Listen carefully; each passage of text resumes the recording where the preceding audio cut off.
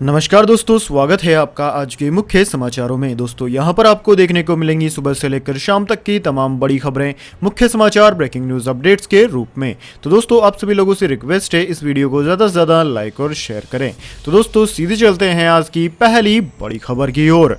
भारत में दुनिया का सबसे बड़ा वैक्सीनेशन प्रोग्राम शुरू। पहले दिन 3.15 लाख की बजाय 1.91 लाख लोगों को लगा टीका, यानी कि टारगेट के मुकाबले 60% कम। जी हाँ दोस्तों, दुनिया का सबसे बड़ा वैक्सीनेशन प्रोग्राम शनिवार से भारत में शुरू हो गया है। हालांकि टारगेट के मुकाबले पहले दिन महज 60% लोगों को ही इस महामारी की वैक्सीन लगाई गई। सरकार ने पहले कहा था कि 3006 जगहों पर 3,15,037 लोगों को टीका लगेगा, लेकिन शाम को सरकार ने प्रेस कॉन्फ्रेंस में बताया कि वैक्सीन की साइट्स को बढ़ाकर 3,351 कर दिया गया है, लेकिन यहां 1,65,714 लोगों को ही टीका लगाया जा सका। शाम 7:45 तक यह डेटा 1,91,181 हो गया था। दोस्तों सरकार ने पहले दिन शाम 5:30 बजे तक का जो आंकड़ा बताया वह टारगेट के मुकाबले 53% ही था। बाद में अपडेट हुए डेटा में यह लगभग 60% हो गया था। इसके बाद दोस्तों अगली बड़ी खबर, नए साल में कंपनियों ने अगर दिखाए भ्रामक विज्ञापन तो अब सरकार कसेगी इस कानून से शिकंजा। जी हां दोस्तों, देश में नए उपभोक्ता कानून 2019 को लागू हुए 1 साल भी नहीं हुए हैं। इसका असर अभी से देखना शुरू हो गया है। दोस्तों इस महामारी के दौरान भ्रामक विज्ञापनों के माध्यम से उपभोक्ताओं को गुमराह करने वाली कई कंपनियों को केंद्रीय उपभोक्ता संरक्षण प्राधिकरण यानी कि CCPA ने नोटिस भेजना शुरू कर दिया है। उपभोक्ता मामले के मंत्रालय की माने तो अब तक कई कंपनियों को भ्रामक विज्ञापन को लेकर नोटिस भेजा जा चुका है। उपभोक्ता संरक्षण प्राधिकरण ने इन कंपनियों को जवाब देने के लिए एक निश्चित वक्त भी दिया है। दोस्तों कुछ दिन पहले ही केरल की एक कंज्यूमर कोर्ट ने हेयर क्रीम प्रोडक्ट के विज्ञापन में गलत दावा करने को लेकर एक फिल्म एक्टर को जिम्मेदार ठहराया था। फिल्म एक्टर इस हेयर प्रोडक्ट के असर के बारे में जाने बिना ही इसे एंडोर्स कर रहे थे। त्रिशूर के जिला उपभोक्ता फोरम ने धात्री हेयर क्रीम बनाने वाली कंपनी और फिल्म एक्टर अनूप मेनन पर 10-10 हजार रुपए का जुर्माना लगाया है। इसके बाद दोस्तों अगली बड़ी खबर, वैक्सीनेशन के बाद अगर हुए साइड इफेक्ट तो मुआवजा देगी भारत बायोटेक, किया बड़ा ऐलान। जी हां दोस्तों, देश में इस महामारी वैक्सीनेशन की प्रक्रिया शुरू हो चुकी है। इसी बीच दोस्तों कुछ लोग इसके साइड इफेक्ट को लेकर सवाल खड़े कर रहे हैं। इन सवालों के बीच वैक्सीन बनाने वाली कंपनी भारत बायोटेक ने बड़ा ऐलान किया है। लंबे इंतजार के बाद इस महामारी के खिलाफ स्वदेशी वैक्सीन का लोगों तक पहुंचना शुरू हो गया है, जिसके बाद साइड इफेक्ट के सवालों को लेकर भारत बायोटेक ने कहा कि अगर वैक्सीन के बाद किसी को गंभीर साइड इफेक्ट होते हैं तो कंपनी मुआवजा देगी। दोस्तों वैक्सीन निर्माता कंपनी भारत बायोटेक को केंद्र सरकार से 55 लाख वैक्सीन तैयार करने का ऑर्डर मिला है, जिसके बाद कंपनी वैक्सीन की तैयारियों में जुट गई है। अब कंपनी ने साफ कर दिया है कि अगर टीका लगाने के बाद किसी को गंभीर प्रतिकूल प्रभाव होते हैं तो उस शख्स को कंपनी मुआवजा देगी। इसके बाद दोस्तों अगली बड़ी खबर, राजस्थान सरकार की अलग से वैक्सीन प्रोग्राम की लॉन्चिंग, कोवैक्सीन से किया परहेज। जी हां दोस्तों, इस महामारी पर राजस्थान में मुख्यमंत्री अशोक गहलोत ने प्रधानमंत्री नरेंद्र मोदी से हटकर अलग इस महामारी के वैक्सीन का उद्घाटन किया। प्रधानमंत्री ने देश भर में वैक्सीनेशन का प्रोग्राम सुबह 10 बजे शुरू किया, तो वहीं मुख्यमंत्री अशोक गहलोत ने जयपुर में इसकी शुरुआत करीब 12 बजे की। 1.5 घंटे तक मुख्यमंत्री अशोक गहलोत और स्वास्थ्य मंत्री रघु शर्मा के अलावा स्वास्थ्य राज्य मंत्री सुभाष गर्ग राज्य के अलग अलग केंद्रों से वीडियो कॉन्फ्रेंसिंग के जरिए बातचीत करते रहे। 1:30 बजे के बाद राजस्थान में टीका लगाने का काम शुरू हुआ। देश के इस महामारी वैक्सीनेशन प्रोग्राम से अलग हटकर अशोक गहलोत ने मुख्यमंत्री निवास में वर्चुअल लॉन्चिंग का प्रोग्राम रखा, जिसमें राज्य सरकार के तमाम मंत्री आए। इस दौरान यहां पर महामारी के तमाम उपलब्धियों को गिनाया गया और बताया गया कि किस तरह से राजस्थान ने इस महामारी की जंग जीतने की लड़ाई लड़ी। उसके बाद इस महामारी का टीका लेने वाले लोगों से मुख्यमंत्री अशोक गहलोत ने खुद बातचीत की। दोस्तों आपकी जानकारी के लिए बता दें, राजस्थान में कुल 161 केंद्रों पर इस महामारी का वैक्सीनेशन किया गया। जयपुर में 21 केंद्रों पर शनिवार को दिन भर में 2100 लोगों को यह वैक्सीन दी गई। इसके बाद दोस्तों अगली बड़ी खबर, जमानत के बाद भी जेल में कटेगी आम आदमी पार्टी के विधायक सोमनाथ भारती की रातें।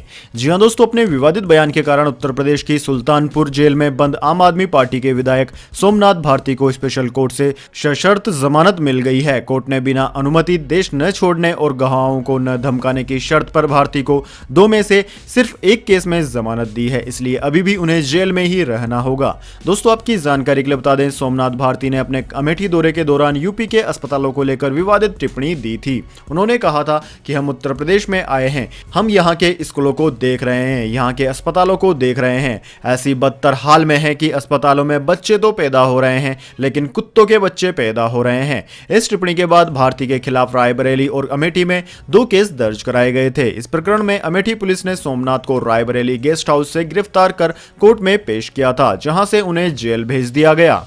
इसके बाद दोस्तों, अगली बड़ी खबर, उत्तर प्रदेश में सूचना विभाग का मोबाइल ऐप लॉन्च। घर बैठे जानिए प्रदेश के मंत्री अफसरों की डिटेल और फोन नंबर भी। जी हां दोस्तों, उत्तर प्रदेश के मुख्यमंत्री योगी आदित्यनाथ ने शनिवार को गोरखपुर में सूचना विभाग के मोबाइल ऐप और डिजिटल डायरी को लॉन्च किया। उद्घाटन समारोह को संबोधित करते हुए मुख्यमंत्री योगी आदित्यनाथ ने कहा कि डिजिटल युग में हर चीज डिजिटल फॉर्म में आ गई है। ऐसे में यह ऐप और डायरी बनने से अब सूचना विभाग भी हर जानकारी से अपडेट रह सकेगा। दोस्तों, मुख्यमंत्री योगी आदित्यनाथ ने कहा कि इस डिजिटल डायरी से कागज की काफी बचत होगी। इस डिजिटल डायरी के लॉन्च होने से अब कोई भी व्यक्ति अपने स्मार्टफोन के जरिए उत्तर प्रदेश शासन की कार्य पद्धति और विभिन्न विभागों के बारे में जानकारी हासिल कर सकता है। अब किसी भी कार्यक्रम में अलग से डायरी ले जाने की आवश्यकता नहीं होगी। स्मार्टफोन ही सारी सूचनाओं का आधार हो जाएगा। इसके बाद दोस्तों, अगली बड़ी खबर, औरंगाबाद का नाम संभाजी नगर करने पर रार। आदित्य ठाकरे बोले, फैसला सबकी सहमति से होगा।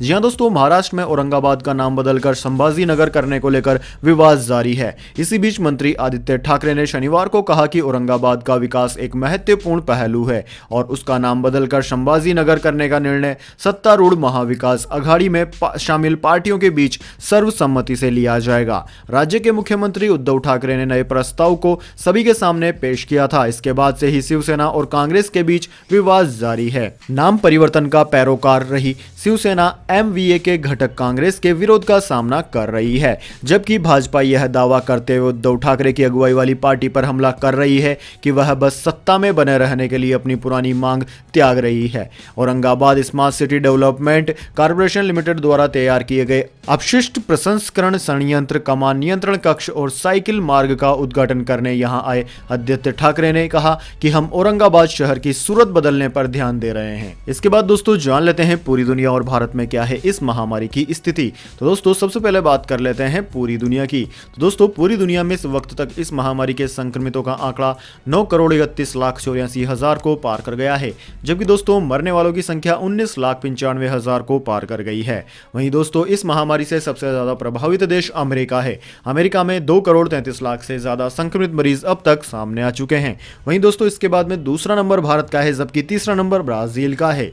इन तीनों देशों के बाद में Russia, United Kingdom, France, Turkey, Italy, Spain, Germany, Colombia, Argentina आदि देशों का नाम आता है। अब इसके बाद में दोस्तों बात कर लेते हैं भारत की, लेकिन उससे पहले मेरी आपसे एक छोटी सी रिक्वेस्ट है। अगर दोस्तों आपको अभी तक हमारी न्यूज पसंद आई है तो इसे एक छोटा सा लाइक जरूर दे दें, और अगर आपको पसंद नहीं आई है तो बेशक आप डिसलाइक भी कर सकते हैं, लेकिन दोस्तों लाइक और डिसलाइक जरूर कीजिए, क्योंकि दोस्तों यही हमारी मेहनत का फल होता है और इसी से हमें पता चलेगा कि आपको हमारी वीडियो पसंद आई है या नहीं। तो दोस्तों जल्दी से जान लेते हैं क्या है भारत की स्थिति। तो दोस्तों भारत की बात की जाए तो भारत में इस वक्त तक इस महामारी के संक्रमितों का आंकड़ा 1,05,00,000 को पार कर गया है, जबकि दोस्तों मरने वालों की संख्या 1,51,000 के पार पहुंच गई है। भारत में सबसे ज्यादा प्रभावित राज्य महाराष्ट्र है, जहां पर 19,78,000 से ज्यादा संक्रमित मरीज अब तक सामने आ चुके हैं। वहीं दोस्तों उसके बाद में कर्नाटक, आंध्र प्रदेश, तमिलनाडु, केरला, दिल्ली, उत्तर प्रदेश, वेस्ट बंगाल आदि राज्यों का नाम आता है। इसके बाद दोस्तों जान लेते हैं आज की अगली बड़ी खबर। राहुल गांधी ने साधा प्रधानमंत्री मोदी पर निशाना, कहा वापस लेने होंगे कृषि कानून। जी हां दोस्तों, किसान आंदोलन को लेकर कांग्रेस के पूर्व अध्यक्ष राहुल गांधी ने प्रधानमंत्री नरेंद्र मोदी पर फिर निशाना साधा है। राहुल गांधी ने कहा है कि प्रधानमंत्री नरेंद्र मोदी किसानों का सम्मान नहीं करते। उन्होंने यह भी कहा कि वो अगर सम्मान करते तो कृषि कानूनों को वापस ले लेते। तीनों कानून किसानों को खत्म करने के लिए बने हैं, जबकि इस देश को आजादी किसानों ने ही दिलाई है, न कि उद्योगपतियों ने। कांग्रेस नेता ने यह भी दावा किया कि नरेंद्र मोदी देश के प्रधानमंत्री जरूर हैं, लेकिन उनका रिमोट कंट्रोल कुछ पूंजीपतियों के पास है। इस दौरान राहुल गांधी ने कहा कि नरेंद्र मोदी हिंदुस्तान को नहीं समझ रहे हैं। वो सोच रहे हैं कि किसानों में शक्ति नहीं है और वो धरना स्थल से कुछ दिन में चले जाएंगे। लेकिन मोदी जी को समझ जाना चाहिए कि किसान डरने वाले और पीछे हटने वाले नहीं हैं। इसके बाद दोस्तों अगली बड़ी खबर, दिल्ली की हवा हुई और भी ज्यादा खराब एयर क्वालिटी इंडेक्स फिर 450 के पार, आने वाले दिनों में नहीं मिलेगी राहत। जी हां दोस्तों, दिल्ली की वायु गुणवत्ता लगातार बिगड़ती जा रही है। एक बार फिर वायु गुणवत्ता सूचकांक 450 के ऊपर रिकॉर्ड किया गया। System of air quality and weather forecasting and research यानी कि सफर के अनुसार दिल्ली का समग्र वायु गुणवत्ता सूचकांक AQI 492 जो कि गंभीर श्रेणी का माना जाता है पर है। वहीं मौसम विभाग ने भी साफ कर दिया है कि आने वाले दिनों में दिल्ली को कोहरे से राहत मिलने वाली नहीं है। इसके बाद दोस्तों अगली बड़ी खबर, मौसम समाचार, जानिए अगले 24 घंटे और पिछले 24 घंटे के मौसम पूर्वानुमान। पहले दोस्तों बात कर लेते हैं बीते 24 घंटों की। तो दोस्तों बीते 24 घंटों के दौरान दक्षिण भारत के भागों में हो रही बारिश में कमी आई है। हालांकि इस दौरान दक्षिणी तमिलनाडु में कई जगहों पर हल्के से मध्यम और कुछ स्थानों पर मूसलाधार वर्षा हुई है। तूतीकोरिन में 298 मिलीमीटर की भीषण बारिश 24 घंटों की अवधि में दर्ज की गई। इसके अलावा दोस्तों उत्तर भारत में पंजाब से लेकर हरियाणा, दिल्ली, उत्तरी राजस्थान, उत्तर प्रदेश, उप हिमालय, पश्चिम बंगाल, सिक्किम, असम, त्रिपुरा और ओडिशा तक मध्यम से घना कोहरा छाया रहा। पंजाब, हरियाणा, उत्तर प्रदेश और बिहार के कुछ हिस्सों में कोल्ड डे की स्थिति भी बनी रही। वहीं दोस्तों बात कर लेते हैं अगले 24 घंटों की। तो दोस्तों अगले 24 घंटों के दौरान केरल और तमिलनाडु में बारिश की गतिविधियां काफी कम हो जाएंगी, जबकि लक्षद्वीप पर कुछ हिस्सों में हल्की से मध्यम बारिश आगामी 24 से 48 घंटों के बीच में जारी रहने की संभावना है। वहीं पंजाब, हरियाणा, दिल्ली, उत्तर प्रदेश, बिहार और उत्तरी राजस्थान के कुछ हिस्सों में अगले 24 घंटों के दौरान कई स्थानों पर कोल्ड डे की स्थिति बनी रहेगी। वहीं दोस्तों 24 घंटे के बाद दिन के तापमान में हल्की वृद्धि होगी, जिससे भीषण सर्दी से कुछ राहत मिल सकती है। इसके बाद दोस्तों अगली बड़ी खबर, गोल्ड सिल्वर प्राइस टुडे, आज महंगा हुआ सोना, चांदी भी चमकी। जी हां दोस्तों, डॉलर के मुकाबले रुपए में गिरावट और वैश्विक बाजार में गोल्ड के भाव में रिकवरी के बाद सोना महंगा हो गया है। दिल्ली सराफा बाजार में सोना ही नहीं बल्कि चांदी की कीमतों में भी तेजी देखने को मिली है। दोस्तों HDFC सिक्योरिटीज के अनुसार दिल्ली सराफा बाजार में आज 10 ग्राम सोने का दाम 286 रुपए बढ़कर 48,690 रुपए प्रति 10 ग्राम पर पहुंच गया। जबकि दूसरी ओर चांदी की बात की जाए तो चांदी की कीमत 558 रुपए बढ़कर 65,147 रुपए प्रति किलोग्राम पर पहुंच गई है। जबकि दोस्तों अंतर्राष्ट्रीय बाजार की बात करें तो अंतर्राष्ट्रीय बाजार में सोना $1852 प्रति औंस, जबकि चांदी $25.40 प्रति औंस पर रही। इसके बाद दोस्तों अगली बड़ी खबर, पेट्रोल डीजल प्राइस टुडे, जानिए क्या है आज भारत में पेट्रोल और डीजल की कीमतें। दोस्तों अंतर्राष्ट्रीय स्तर पर कच्चे तेल की कीमतों में इजाफे के कारण देश में पेट्रोल और डीजल की कीमतों में भी बढ़ोतरी देखने को मिली है। हालांकि बीते 2 दिनों से पेट्रोल और डीजल की कीमतों में किसी भी तरह का कोई बदलाव नहीं हुआ है। बुधवार और गुरुवार को लगातार 2 दिनों की बढ़ोतरी के बाद दिल्ली में पेट्रोल नए रिकॉर्ड स्तर पर पहुंच चुका है। दोस्तों दिल्ली की बात की जाए तो दिल्ली में पेट्रोल 84 रुपए 70 पैसे प्रति लीटर, जबकि डीजल 74 रुपए 88 पैसे प्रति लीटर पर रहा। जबकि दोस्तों मुंबई में पेट्रोल 91 रुपए 32 पैसे प्रति लीटर और डीजल 81 रुपए 60 पैसे प्रति लीटर रहा। इसके बाद दोस्तों अगली बड़ी खबर, जल्द होगी SSC GD पद पर भर्ती की घोषणा, 10वीं पास करने वाले कर सकेंगे अप्लाई। जी हां दोस्तों, भारत के हर कोने से ज्यादातर युवा सरकारी नौकरी की तैयारी कर रहे हैं। अपने भविष्य को बेहतर बनाने के लिए मेहनत कर रहे युवाओं के लिए एक अच्छी खबर आई है SSC यानी कि स्टाफ सिलेक्शन कमीशन की ओर से। जी हां दोस्तों, कर्मचारी चयन आयोग की GD कांस्टेबल भर्ती के लिए उम्मीदवार 10 मई 2021 तक आवेदन कर सकेंगे। SSC की ओर से जारी कैलेंडर के अनुसार भर्ती परीक्षा 2 अगस्त 2021 से 25 अगस्त 2021 के बीच आयोजित की जाएगी। GD कांस्टेबल की भर्ती के जरिए अभ्यर्थियों की नियुक्तियां केंद्रीय औद्योगिक सुरक्षा बल, Seema Suraksha Bal, central reserve police force, Indian Tibbat Seema police, Sashastra Bal, special Suraksha Bal, national investigation agency, Assam rifle समेत अन्य फोर्सेज में की जाती है। यानी कि अगर आप भी सरकारी नौकरी की तैयारी कर रहे हैं और अगर आप सिर्फ 10वीं पास है या फिर आपने 10वीं से ऊपर भी पढ़ाई कर रखी है लेकिन आप इस परीक्षा को देना चाहते हैं तो आप इसमें दे सकते हैं। इसमें न्यूनतम योग्यता 10वीं पास ही है। और अगर आयु सीमा की बात की जाए तो आयु सीमा 18 वर्ष से लेकर 23 वर्ष के बीच है। इसके बाद दोस्तों अगली बड़ी खबर, इंडिया वर्सेस ऑस्ट्रेलिया चौथे टेस्ट मैच का दूसरा दिन। बारिश के कारण टी टाइम के बाद मैच नहीं हो सका। डेब्यू टेस्ट में नटराजन और वाशिंगटन को मिले 3-3 विकेट।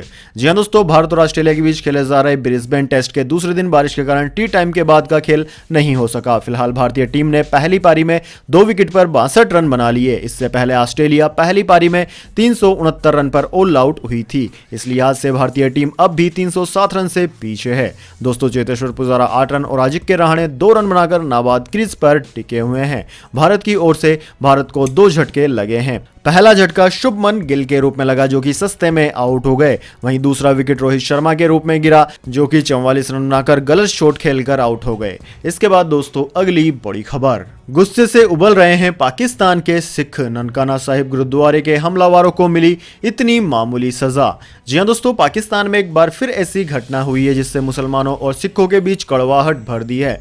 जनवरी 2020 में सिखों के पहले गुरुद्वारे गुरु नानक देव के जन्म स्थान गुरुद्वारा ननकाना साहिब पर हमला करने के लिए भीड़ को उकसाने वाले और हमलावरों की अगुवाई करने वाले 3 मुस्लिमों को लाहौर की अदालत ने मामूली सजा सुनाई है। लिहाजा पाकिस्तान सिख गुरुद्वारा कमेटी के नेतृत्व में सिखों ने आरोपियों को दी गई मामूली सजा के निर्णय को चुनौती देने का फैसला किया है और इसके लिए अदालत में याचिका भी दायर कर दी है। शुक्रवार को पीएसजीपीसी के अध्यक्ष सतवंत सिंह, पूर्व अध्यक्ष बिशन सिंह, मस्तान सिंह, सिख नेता गोपाल सिंह चावला आदि ने ननकाना साहिब में बैठक आयोजित की, जिसमें उन्होंने अदालत के इस फैसले के विरोध में देशव्यापी आंदोलन शुरू करने का फैसला किया है। दोस्तों, आपकी जानकारी के लिए बता दें, 12 जनवरी को पाकिस्तान की आतंकवाद निरोधी अदालत ने मोहम्मद इमरान को 2 साल की कैद, उसके छोटे भाई सलमान और चचेरे भाई मोहम्मद अहमद रजा को 6-6 महीने की कैद की सजा सुनाई। इतना ही नहीं, मोहम्मद असलम, आदिल, जावेद, जुल्फिकार और इरफान समेत अन्य 4 आरोपियों को तो पर्याप्त सबूत न मिलने के कारण